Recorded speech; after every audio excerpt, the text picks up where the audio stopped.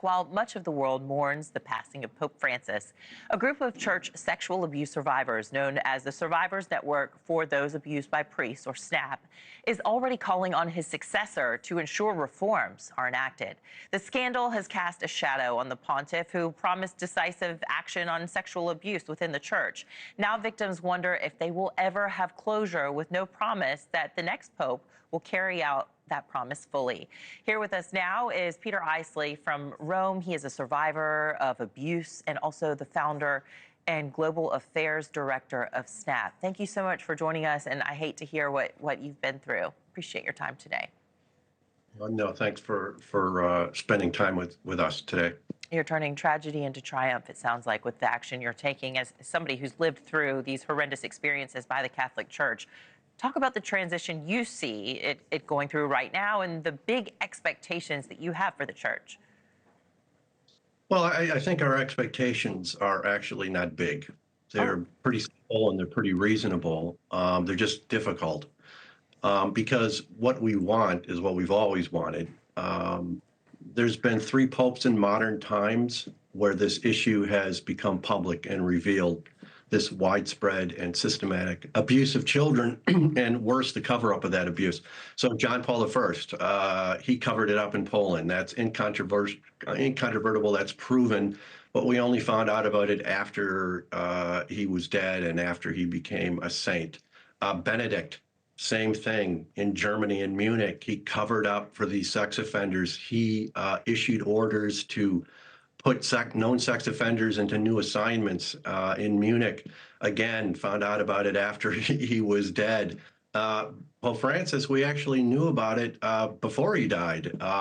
He had covered up for some of the worst cases in Argentina. I've actually been with many of these victims. The worst cases was a deaf school in Argentina. Is that proven? Yes. Okay. Yes, that's proven. He was looped in on these cases. He knew about these cases. There was a Father de Grassi, probably one of the most notorious pedophiles in Argentina, who was arrested and convicted, that he tried to support his case and not get him convicted. So, I mean, these are terrible things. I don't like saying them, but there seems to be some kind of line when it comes to this, that you can cover up sex crimes and be a pope, and you can cover up sex crimes and be a bishop and a cardinal. And that's the problem, because we don't want another pontiff. Whatever else you think about the Catholic Church, it is a billion-member institution. It has millions and millions of children in parishes and schools. And it is an important institution for the public good, for the common good, obviously.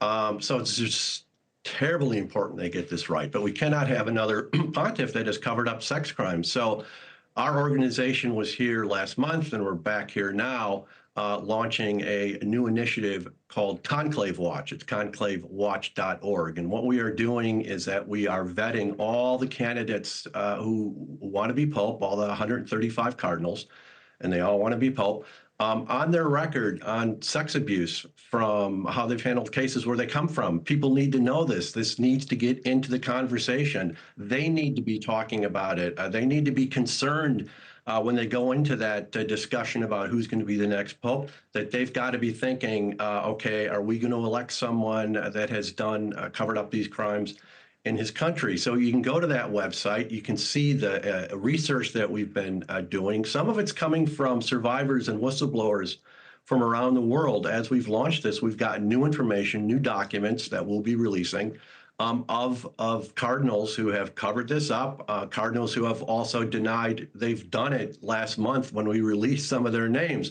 So that's really important. That's number one. We want, okay, really simple, a pope that hasn't covered up child sex crimes. And secondly, a pope that is going to fully embrace and endorse and finally put into church law, because the church has its own law and legal system, a universal zero tolerance law. And what that means is that anywhere in the world, once a cleric has been determined, not just accused, but has been investigated and determined that he raped or sexually assaulted a child, that he will be permanently removed from the priesthood. And he can no longer present himself as a priest.